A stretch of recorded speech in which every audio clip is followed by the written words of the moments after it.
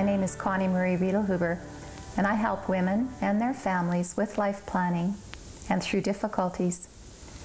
Many women and families are in crisis, and home has become for many something they leave, not something they hold on to.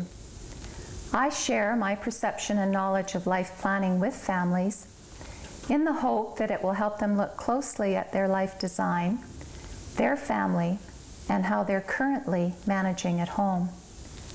We are at a crossroads, and the time has come to be real, choosing to be accountable for what is, and finding the courage to change what needs to be changed. We are in the midst of a storm. Our relationships, finances, and workplaces are becoming more challenging, leading to family crisis and breakdown.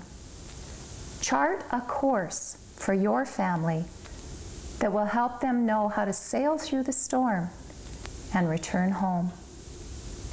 Thanks for listening to the Life Design series, and take care.